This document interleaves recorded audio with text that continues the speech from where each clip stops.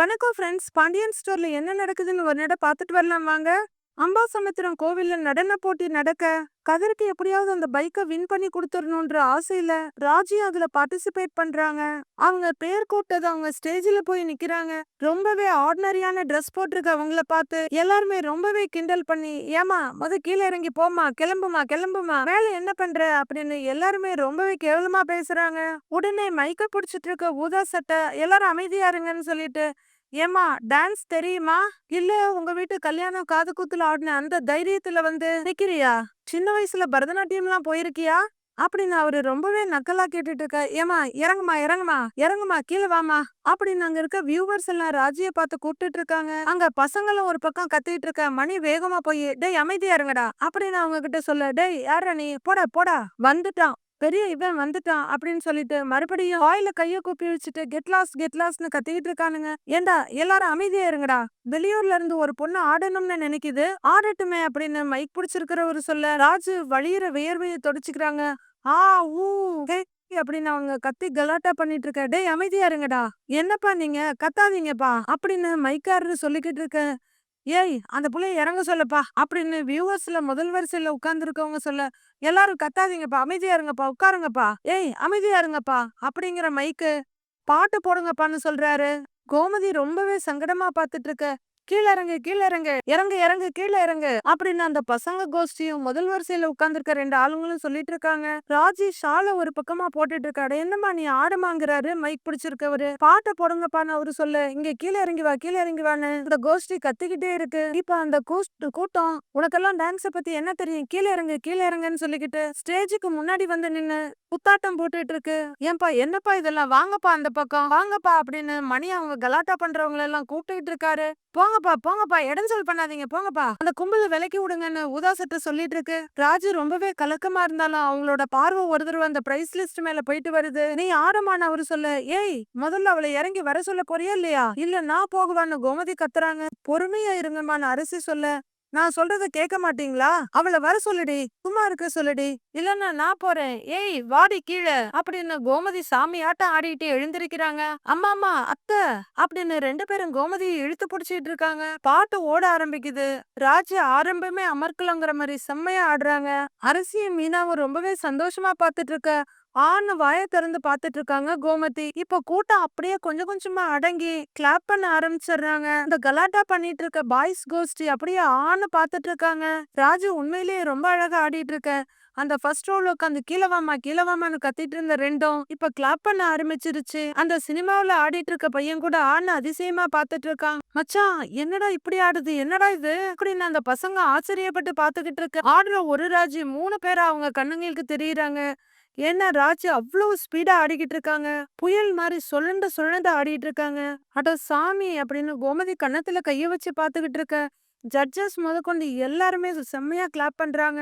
அடா அடா அடா அடா அடா ஆட்டம் பிரமாதம் பிரமாதம் பிரமாதமா ஆடிட்டியேமா, நான் கூட என்னமோ ஏதோன்னு நினைச்சனேமா, டேய் பாத்தீங்களாடா கலாட்டா பண்ணீங்களே, அருமையா ஆடிட்டமா, வாழ்த்துக்கள் வாழ்த்துக்கள், அடுத்ததா மேடையில ஆட போறது ரவி அப்படின்னு மைக்க புடிச்சிட்டு இருக்க ப்ளூ ஷர்ட் பேச, ராஜு கீழே இறங்கி வராங்க. எப்பா பாட்ட போடுப்பா அப்படின்னு சொல்லிட்டு இருக்க. கீழே வர்ற ராஜி வா வா வா வா ராஜி அப்படின்னு மீனா ரொம்ப ஆசையா கைய கொடுக்க, விடுக்குன்னு தட்டி விடுறாங்க கோமதி. எதுக்கு இப்ப கைய தட்டி விட்டியன்னு மீனா கேட்க, ஏய் வாங்கடி வீட்டுக்கு போலாம் அப்படின்னு கோமதி சொல்ல, அத்தை அப்படின்னு ராஜு கூப்பிட, அத்தை இன்னும் ரிசல்ட்டே சொல்லலங்கிறாங்க மீனா. ஒன்னும் தேவையில்ல வா வீட்டுக்கு போலாம் நாம அப்படின்னு கோமதி சொல்ல, அத்தை ப்ளீஸ் அத்தை, அடுத்த ரவுண்டுக்கு நான் செலக்டட் ஆயிட்டேனா இல்லையான்னு கேட்டுட்டு போயிடலாமேங்கிறாங்க ராஜி. அத்தை ப்ளீஸ் அத்தைன்னு ராஜி கெஞ்சிட்டு இருக்க. ஒன்னும் தேவையில்ல, நீ இனிமே ஆடவும் தேவையில்ல, அடுத்த ரவுண்டு தேவையில்ல, வா வீட்டுக்கு போலாம், நான் ஆடவும் விட மாட்டேன், வாங்க வீட்டுக்கு வீட்டுக்கு வாங்கடி போலாம் அப்படின்னு கோமதி ரொம்பவே பிடிவாதமா ராஜியோட கைய புடிச்சு இழுத்துக்கிட்டு மீனாவை தள்ளிக்கிட்டு கிளம்புறாங்க. சக்திவேலும் முத்துவேலும் அவங்க வீட்டு சோஃபால உட்கார்ந்துருக்காங்க. இப்போதைக்கு டெலிவரி பண்ண வாய்ப்பே இல்ல, நீ வேற இடம் பாத்துக்க அப்படின்னு போனை வைக்கிறாரு முத்துவேல். அண்ணே காலையில இருந்து எனக்கு ஒரு 10-15 போன் வந்துருச்சு. சிவகங்கை முழுக்க நம்மளோட குடோன்ல இருந்து தான் எல்லாருக்கும் உரம் வச்சுக்கிட்டு இருக்கோம், மொத்த குடோனையும் இடிச்சு காலி பண்ணிட்டாங்கன்னு அப்படின்னு சக்திவேல் சொல்ல, தலையாட்டுற முத்துவேல், கடையை இடிக்க வந்தப்ப நானும் அங்க வந்திருக்கணுங்கிறாரு. எதுக்குன்னு? நான் அவமானப்பட்டது போதாதா? நீங்களும் சேர்ந்து அவமானப்படுறதுக்கா? அண்ணே, அவ அந்த பதவிய வச்சுக்கிட்டு தானே உச்சாணி கொம்புல ஏறி ஆடிட்டு நிக்கிறா. அண்ணே, என்ன பேச்சு, என்ன பார்வை, என்ன திமிரு!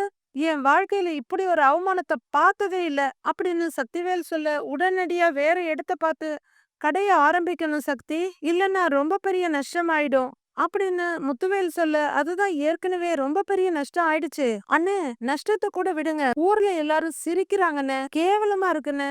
என்னமோ அண்ணனும் தம்பியும் சேர்ந்து பெரிய சாம்ராஜ்யத்தை கட்டி வச்சிருக்கோம், யாரும் அசைக்க முடியாதுன்னு சொன்னீங்க. கேவலம், ஏதோ ஒரு சின்ன பொம்பளை பிள்ளை வந்து மொத்த சாம்ராஜ்யத்தையும் குழி தோண்டி புதைச்சிட்டான்னு என் காது படவே பேசுறாங்கன்னு கேட்கும் போதே அடி வயிறுலாம் பத்திக்கிட்டு எரியுதுன்னு அப்படின்னு சக்திவேல் புலம்பிக்கிட்டு இருக்க. டேய், ஊரு வாழ்ந்தாலும் பேசும், தாழ்ந்தாலும் ஏசும். அத பத்தி நாம கவலைப்பட தேவையில்ல. நம்ம பிசினஸ் எந்த நஷ்டமும் இல்லாம நடக்கணும், அம்புட்டுதான். நீ சட்டுப்புட்டுன்னு வேற ஒரு இடத்த பாரு, கடைய ஆரம்பிச்சிடலாம் அப்படின்னு முத்துவேல் சொல்ல, பெருமூச்சு விடுற சக்திவேல் சரின்னுங்கிறாரு. அப்போ குமரவேல் கையில ஒரு கவரோட அங்க வர, என்னடா தங்கவேல் பணம் கொடுத்தானா அப்படின்னு சக்திவேல் கேட்க, கொடுத்தாருப்பாங்கிறாரு அவரு. கையில இருக்க கவரை பார்த்துட்டு, என்னடா அது கையில அப்படின்னு சக்திவேல் கேட்க, அப்பா, நம்ம குடவுனுக்கு ஒரு நோட்டீஸ் வந்திருக்குப்பா அப்படின்னு குமரவேல் நீட்ட, அதை சக்திவேல் வாங்கி எடுத்து படிச்சு பார்த்துட்டு, சை அப்படின்னு கோவமா எழுந்து நிக்கிறாரு.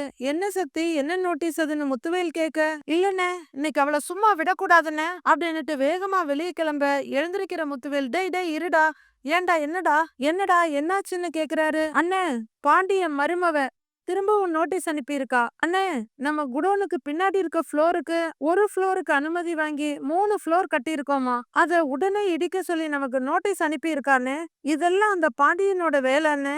ஊர்ல நமக்கு எங்கெல்லாம் சொத்து பத்து இருக்கு அப்படின்னு அவகிட்ட லிஸ்ட் எடுத்து கொடுத்து அவகிட்ட காட்டி கொடுத்து ஒவ்வொன்னுக்கா நோட்டீஸ் அனுப்ப சொல்லியிருக்கானே அப்படின்னு பாண்டியனுக்கு வேற வேலையே இல்லாத மாதிரி சொல்லிட்டு இருக்காரு சக்திவேல். இவளும் அவன் பேச்ச கேட்டு ஆடிக்கிட்டு இருக்கா. அண்ணே, இத சும்மா விடக்கூடாதுன்னு முதல்ல ஒரு எட்டு என்னன்னு பேசிட்டு வந்துடுறேன்னு அப்படின்னு சக்திவேல் கிளம்ப, ஏய் இரு, சண்டை போட போறியான்னு கேக்குறாரு முத்துவேல். கேட்டு விடணும்ல, இதுக்கு மேல போச்சுன்னா நமக்கு என்ன மரியாதை இருக்கு அப்படின்னு சக்திவேல் சொல்ல, கேக்குறதுனால ஏதாவது ஆக போகுதா? இல்ல இல்ல, அப்புறம் என்ன அப்படின்னு முத்துவேல் சொல்ல, அதுக்காக இப்படியே விட்டுற சொல்றீங்களா பெரியப்பா அப்படின்னு குமரவேல் கேட்க, கொஞ்சம் யோசிக்கிற முத்துவேல், உரக்கடைய அவளை இடிக்கவே விட்டுருக்க கூடாது, நீ பாத்துக்குவேன்னு உன்னை நம்பி அங்க அனுப்பின, ஊர்க்காரங்க வேடிக்கை பார்க்க போன மாதிரி நீயும் போய் பார்த்துட்டு வந்திருக்க அப்படின்னு முத்துவேல் சொல்ல, அண்ணே, அன்னைக்கு எவ்வளவு பெரிய பெரிய பிரச்சனையாச்சுன்னு தெரியுமாண்ணே அப்படின்னு சக்திவேல் கேட்டுட்டு இருக்க. நிறுத்துங்கிற மாதிரி கைய காமிக்கிற முத்துவேல், குடோனுக்கு பின்னாடி இருக்கிற கட்டடத்தை கட்டினவுன்னுதான் நமக்கு பிசினஸ்ல பெரிய வளர்ச்சி வந்துச்சு. அது ராசியான கட்டடம், எக்காரணத்தை கொண்டும் அதை இடிக்கிறதுக்கு அனுமதிக்கவே கூடாது அப்படின்னு முத்துவேல் சொல்ல, அண்ணே, போய் கேட்க கூடாதுன்னு சொல்றீங்க, அவங்கிட்ட சண்டை போடக்கூடாதுன்னு சொல்றீங்க, அப்ப என்னதானே சொல்றது, நீங்களே சொல்லுங்க, செய்யறேன் அப்படின்னு சக்திவேல் பயங்கர எரிச்சலா கேட்க, அவளை வேலையை விட்டு தூக்கறதுக்கு என்ன பண்ணணுமோ அதை செய் அப்படின்னு முத்துவேல் தெளிவா சொல்ல, சக்திவேல் முகம் அப்படியே லைட்டா சிரிப்புல மலருது. குமரவேல் ஆமான்ற மாதிரி தலையாட்ட, அவ வேலையில இருக்க ஒவ்வொரு நிமிஷமும் நம்ம நிம்மதியை கெடுத்துக்கிட்டே இருப்பா. அவ அந்த வேலையில இருக்கவே கூடாது, நாம நிம்மதியா இருக்கணும்னா அவ அந்த வேலையில இருக்க கூடாது அப்படிங்கிற முத்துவேல் அங்கிருந்து போயிட, நல்ல வேலை மச்சனும் வேணா, பொறுமையா சமாதானமா போயிடுவோன்னு அண்ணன் சொல்லுவாருன்னு நினைச்சேன் அப்படின்னு சக்திவேல் சொல்ல, இந்த விஷயத்துல எல்லாம் பொறுமையா போலான்னு பெரியப்பா நினைக்கவே மாட்டாரு அப்பா அப்படின்னு குமரவேல் சொல்ல, ஓய், அவரை பத்தியெல்லாம் உனக்கு தெரியவே தெரியாது. என்னைக்கு அவர் பொண்ணு அந்த வீட்டுக்கு மருமகளா போனாலோ அன்னையில இருந்து கொஞ்சம் கொஞ்சமா மாறிட்டாரு. பழைய கோவமெல்லாம் போய் கொஞ்சம் கொஞ்சமா கணிஞ்சுகிட்டு இருக்காரு. ஆனா நாம அப்படி இல்ல. அவரு கதையெல்லாம் விடு, அவ வேலைக்கு எப்படி வேட்டு வைக்கணும் அத பத்தி மட்டும் யோசி அப்படின்னு அவரோட அரமண்டைய விரல்ல குத்தி யோசிக்கிறாரு. ஆமா, அவங்க வீட்ல எல்லாம் கோவிலுக்கு போனாங்களே, வந்துட்டாங்களான்னு சக்திவேல் கேட்க, இல்லப்பா, அவங்க யாரும் இன்னும் வரலங்கிறாரு குமரவேல். வர்றதுக்குள்ள அவ பஞ்சாயத்தை முடிக்கணும், அவ கூட வேலை பாக்குறானே அந்த ரமேஷ், அவனை தெரியும்ல அப்படின்னு சக்திவேல் கேட்க, தெரியுன்ற மாதிரி குமரவேல் தலையாட்ட, அவனை நான் பாக்கணும், குடோனுக்கு வர சொல்லுன்னு சக்திவேல் சொல்றாரு. சரிங்கப்பா, சொல்லிடுறேன்னு குமரவேல் சொல்ல, சரி போ அப்படிங்கிற சக்திவேல் சிரிச்சுக்கிட்டு அப்படியே மீசையை தடவிட்டு நிக்கிறாரு. கோமதி 3 பிள்ளைங்களையும் வீட்டுக்கு கூட்டிட்டு வந்துடுறாங்க. ச்சே அப்படின்னு எரிச்சலா சொல்லிட்டு சோஃபால உட்கார, அத்தை, எதுக்கு இப்ப நீங்க இவ்வளவு டென்ஷனா வர்றீங்க அப்படின்னு மீனா கேட்க, வெடுக்குன்னு எந்திரிக்கிற கோமதி, ஏய், நீ இப்படிலாம் பேசி என் மனச மாத்துவேன்னு எனக்கு தெரியும்டி. எல்லாம் தெரிஞ்சிருந்தும் நீ சொன்னத நான் என் காத குடுத்து கேட்டேன் பாத்தியா? என்ன சொல்லணும்?" அப்படின்னு நெத்தியில அடிச்சுக்கிற கோமதி. ஏம்மா? இவள நான் ஆட விடாம இருந்தா சாமி குத்தம் ஆயிடுமா? அப்படிதானே நீ சொன்ன?" அப்படின்னு கோமதி கேட்க பதில் சொல்ல முடியாம மீனா அரசியும் ராஜியையும் பாக்குறாங்க. "ஏன் அத்த, ராஜி டான்ஸ் ஆடுனதுல இப்ப என்ன தப்பா போயிடுச்சு?" அப்படின்னு மீனா கேட்க, "ஏய், என்ன தப்பா போச்சா?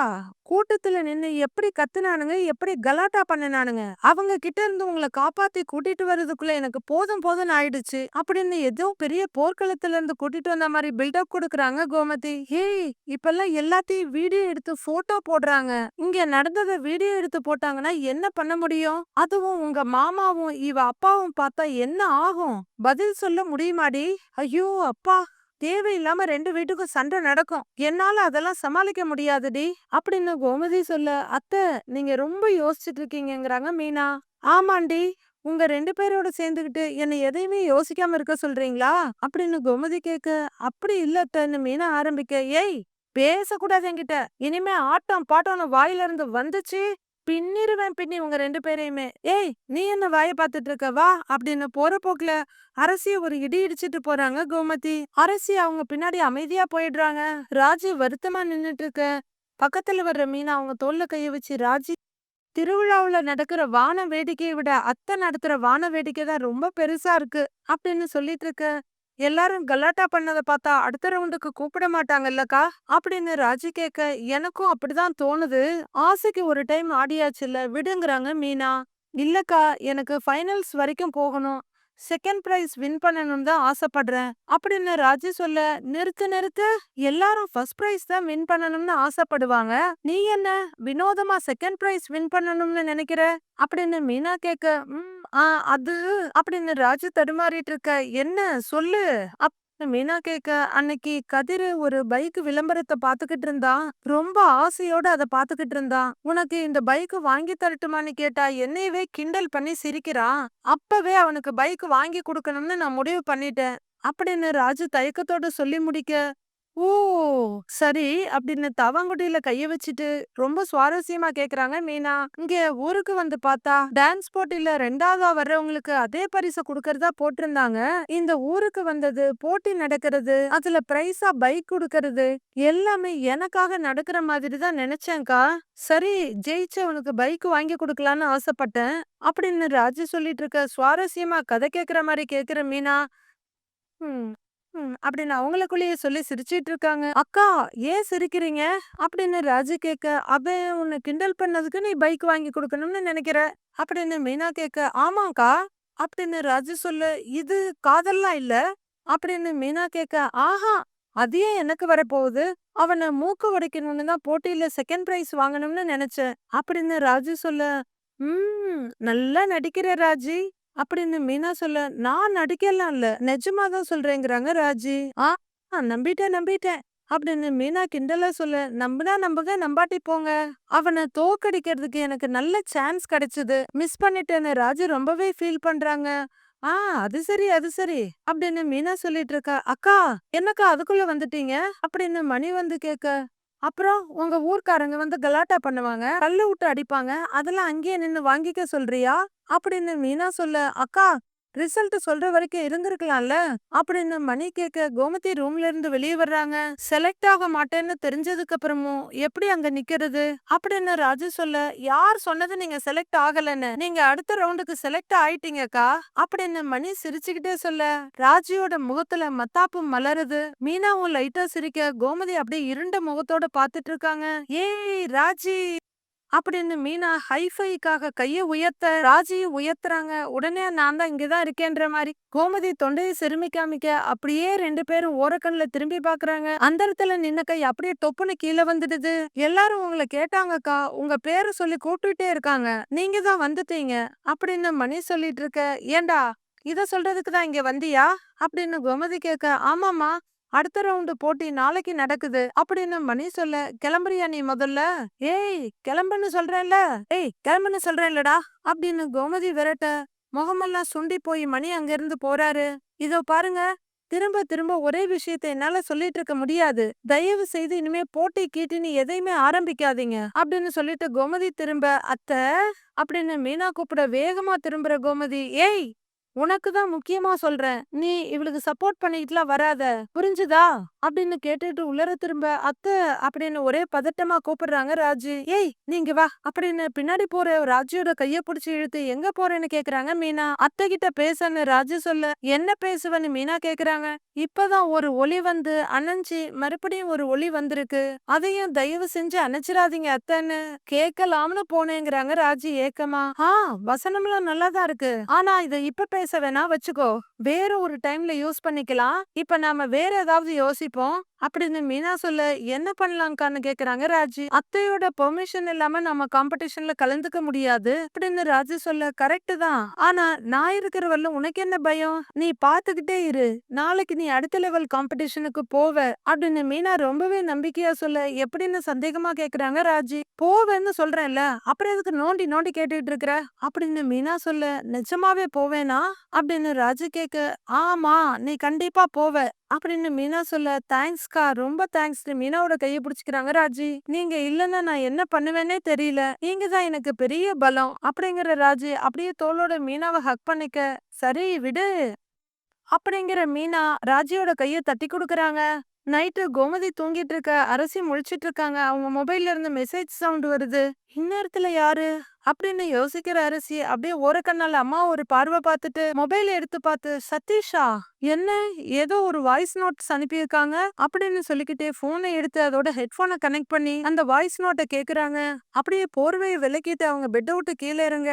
ஏய் எங்கடி போற அப்படின்னு கோமதி கேக்க அம்மா அண்ணி ரூம் வரைக்கும்ங்கறாங்க அரசி. சரி அப்படின்னு கோமதி மறுபடி கண்ணை மூடிக்க அரசி எழுந்து வெளியே வர்றாங்க. எனக்கு திக்கு திக்குன்னே இருக்கு அப்படின்னு மீனா சொல்ல சதீஷ் அண்ணனை பார்த்தா கொஞ்சம் மெச்சூர்டா இருக்க மாதிரி தான் தெரியுது. கண்டிப்பா வீட்ல எதுவும் சொல்லிருக்க மாட்டாருன்னு தான் நினைக்கிறேன் அப்படின்னு ராஜி சொல்லிட்டு இருக்க. ஐயோ ஒன்னும் புரியலையே ராஜி அப்படின்னு மீனா புலம்பிட்டு இருக்க. கரெக்டா அரசி அங்க வர்றாங்க. மொபைலோட வர்றவங்க ரெண்டு பேரையும் மாத்தி மாத்தி பாக்க அத்தை டயர்டா இருக்குன்னு சொன்னாங்களே தூங்கிட்டாங்களான்னு மீனா கேக்குறாங்க. அப்படின்னு சொல்லிக்கிட்டே அரசி மீனா பக்கத்துல பெட்ல உட்காரு. உனக்கு தூக்கம் வரலையே அரசின்னு ராஜி கேக்குறாங்க. அவங்க ஒரு வாய்ஸ் நோட் அனுப்பியிருக்காக அப்படின்னு அரசி சொல்ல மீனாவும் ராஜி திக்குன்னு ஒருத்தர் ஒருத்தர் பாத்துக்கிறாங்க. என்ன மெசேஜ்னு மீனா பயத்தோட கேக்க நீங்களே கேளுங்கன்ற மாதிரி அரசி மொபைல்ல நீட்ட மீனா அதை ஆன் பண்ணி கேக்குறாங்க. ஹாய் அரசி, முதல்ல சாரி. நீ பேசினது நான் பாட்டுக்கு கிளம்பி வந்திருக்க கூடாது. உனக்கு நான் ஏதாவது பதில் சொல்லி இருக்கணும். பட் அந்த நேரத்துல பதட்டத்துல என்னால எதுவும் சொல்ல முடியல. அப்புறம் வீட்டுக்கு வந்ததா யோசிச்சு பார்த்தேன். 190 பேருக்கு கல்யாணத்துக்கு முன்னாடி ஒரு லவ்வோ ஒரு கிரஷோ இருக்கும். எனக்கு கூட ஸ்கூல் டைம்ல ஒரு கிரஷ் இருந்தாங்க. அதெல்லாம் உன்கிட்ட நான் அப்புறமா டீடைல்டா சொல்றேன். லவ்வோ கிரஷோ இருக்கிறதுல ஒன்னும் தப்பில்ல. அத நினைச்சு நீ ஃபீல் பண்ண வேண்டிய அவசியமும் இல்ல. என் கூட பேசுறதுக்கு கில்ட் ஆகணும்னு தேவையே இல்ல. இதுதான் நடந்துச்சுன்னு நீ என்கிட்ட சொன்னே இல்ல. அந்த நேர்மை தான் பெரிய விஷயம் அரசி. அதுவே போதும் எனக்கு. உன்னை பொறுத்த வரைக்கும் இது ஒரு அவசர கல்யாணம். ஆனா எனக்கு அப்படி இல்ல. இப்ப வரைக்குமே உன்னை எனக்கு ரொம்பவே பிடிச்சிருக்கு. அதே நேரம் உன்னோட சிச்சுவேஷனும் எனக்கு புரியுது.